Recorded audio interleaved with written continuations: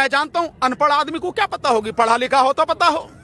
अगर पढ़े लिखे प्रधानमंत्री होते तो जो आपसी सहमति वाली बात है जो कल उन्होंने कही कि किसान जब चाहे एग्रीमेंट से बाहर हो सकता है, प्रधानमंत्री जी मैं बता रहा हूं, आपके लॉ मिनिस्टर है ना रविशंकर प्रसाद, जरा उनके सामने कानून की किताब रख के उनको कहना बता यार क्या है इसमें।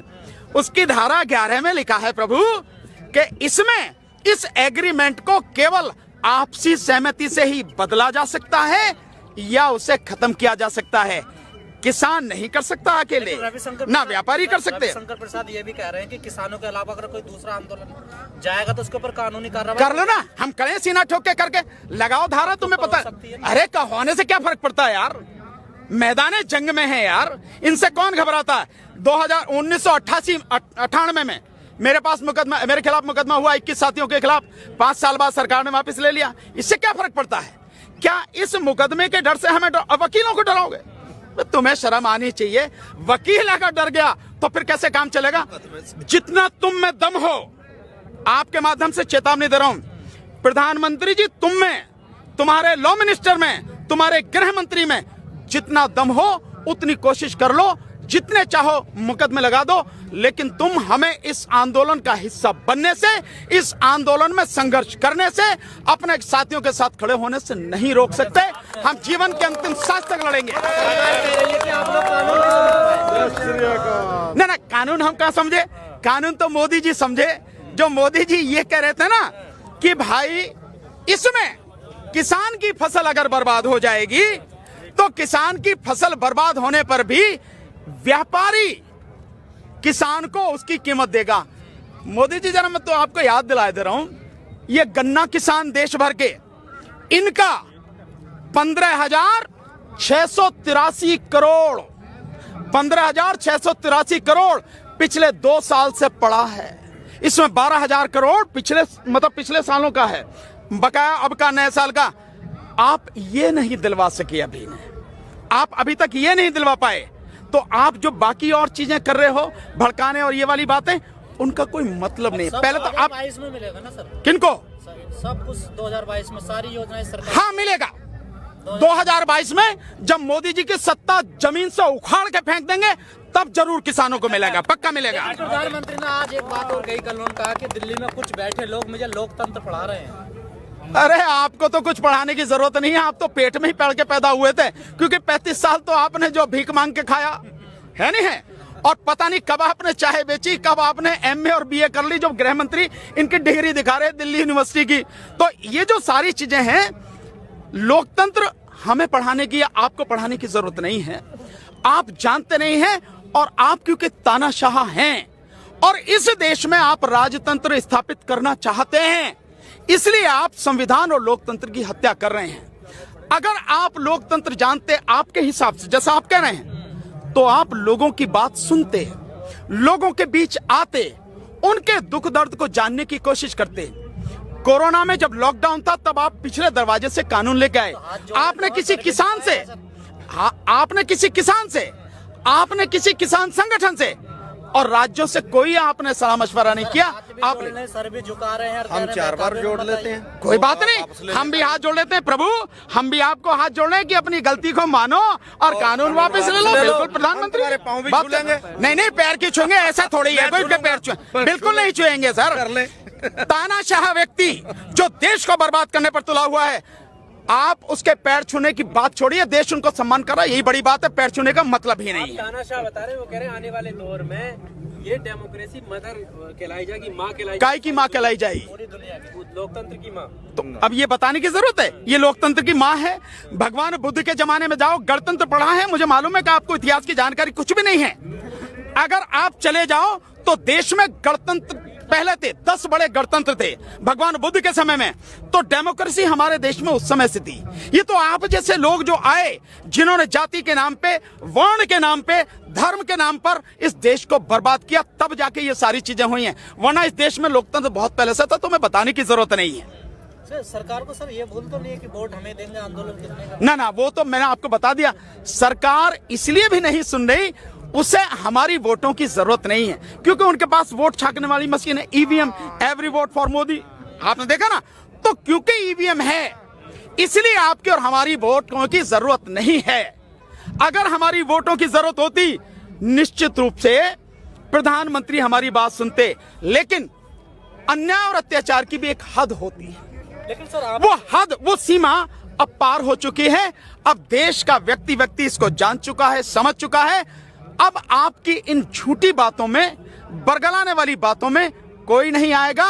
और अब उसका लक्ष्य केवल एक ही है, देश को बचाना, और उसके लिए तीनों कानूनों को वापस करवाना, एमएसपी को कानून लेकिन बनाना। सर ये मामला अब सुप्रीम कोर्ट में भी क्या लग रहा है सर आपको? नहीं, सुप्रीम कोर्ट जो करे करे, हमें इस बात पे कोई विश्वास नहीं है कि सुप्रीम कोर्ट क्या करेगी क्या नहीं करेगी। मैं तो बहुत स्पष्ट रूप से कहता हूं, इस देश की अदालतें वो न्याय के शब्द को भूल चुकी हैं। अदालतों में फैसले होते हैं, न्याय नहीं होते। बिल्कुल एडवोकेट हूं, तभी बता रहा हूं आपको, तभी कह रहा हूं मैं। जितने लोग जेल में पड़े हैं, 60% वो लोग हैं जिन्होंने कोई गुनाह नहीं किया है। जेलों में जाके देखिए आप, जो उन पे सर्वे होते हैं, रिसर्च आती हैं, उन रिसर्च में जाके देखिए आप। अगर अर्नब गोस्वामी की बेल की जो एप्लीकेशन आती है, उस एप्लीकेशन में खामियां होते हुए भी सुप्रीम कोर्ट तुरंत उसको जो अगले दिन सुनती है।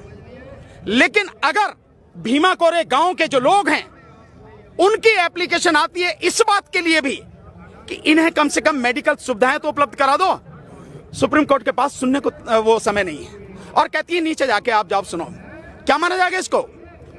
83 साल के फादर स्टैनली, जिनको पार्किंसन की बीमारी है, जिनके हाथ पैर कांपते हैं, 83 साल की उम्र में उस इंसान को आप गिरफ्तार करके ला रहे हैं कि भीमा कोरे गांव में आप उस षड्यंत्र में शामिल थे, जिसका भीमा कोरे गांव से अभी सुनिए आप गजेंद्र, जिनका कोई लेना देना नहीं।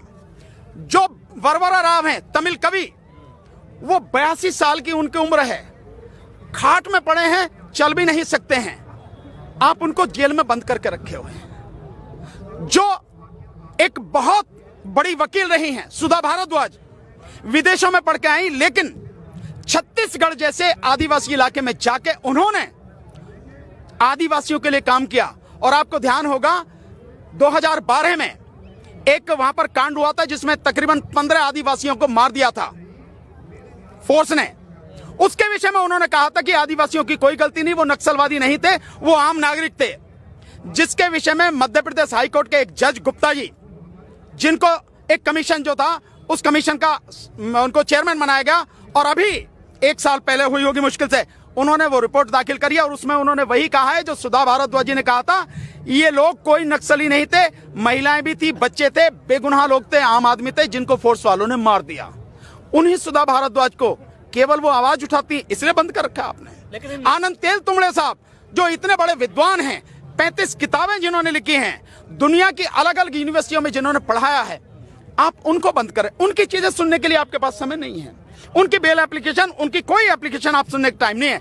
लेकिन वो आदमी जो इस देश में दंगा करवाने के लिए जी तोड़ कोशिश कर रहा है, आर भारत का जो मालिक है अर्नब गोस्वामी, आपको उसकी बेल एप्लीकेशन सुनने के लिए टाइम है आप, और उसे आप तुरंत बेल दे रहे हैं। और आप कह रहे हैं कि किसी को अगर अच्छा नहीं लगता इसको चैनल मत देखो, तो भाई हम जो कर रहे हैं मत देखो। आप जो हमारे बात कह रहे हैं, अगर आपको बुरी लग रही है मत सुनो, आप मत देखो। आप ये समझना पड़ेगा अदालतों को कोई आप वो कर क्या रहे हैं। मैं वकील हूं इसलिए बता रहा हूं, और मैं बहुत सी चीजें आपको बता सकता हूं, और उसके सबूत भी आपको आप ही के माध्यम से आपको रिकॉर्ड भी करवा सकता हूं। अदालतें केवल नाम की रह गई हैं। अगर अदालतें ईमानदारी से काम कर रही होती, न्याय देने की स्थिति में होती, न्याय करती, संविधान की रक्षा कर पाती, संविधान में जो जिम्मेदारी उन्हें दी गई उसे कर पाती, इस देश में इतना अन्याय और इतना अत्याचार नहीं होता, लोग सड़कों पर नहीं होते। आप कह रहे हैं सरकार तानाशाह हो गई है, अदालत को कोई विश्वास नहीं, तो फिर किससे न्याय मिलेगा आपको? सड़क से। मैंने तो पहले भी कहा था, जब सरकार ही तानाशाह हो जाए, सारे जो संवैधानिक संस्थान हैं सरकार के गुलाम हो जाएं, और अदालतों से भी न्याय ना मिले, तो केवल एक ही रास्ता है, जन आंदोलन, सड़क का रास्ता। और जन आंदोलन शुरू हो चुका है, जनता सड़क पर है। किसान इस आंदोलन को लीड कर रहे हैं। लड़ाई सबकी है, पर लीड वो कर रहे हैं, सबके लिए लड़ रहे हैं। इसी से ये गंदगी साफ होगी, और अब के जब साफ होगी तो पूरी ही गंदगी साफ होगी। सरकार कह रही 20 राज्य के किसान हमारे साथ हैं, लिखित में लेटर। मैंने कितने राज्य गिनाए अभी थोड़ी देर पहले आपको? गिने ना आपने? कौन गिना रहे हैं? तो सरकार ये बतावे कि वहां के कौन कौन से किसान हैं। हम तो दिखा देंगे जो किसान बैठे हैं। कौन वीडियो कॉन्फ्रेंसिंग है? वीडियो कॉन्फ्रेंसिंग में आपको क्या पता कि कहां बैठी है? पता है आपको? आप बताओ, आप पत्रकार हो, उनके बताने की बात नहीं, मैं आपसे कह रहा हूं। सरकार तो कुछ भी बताती है।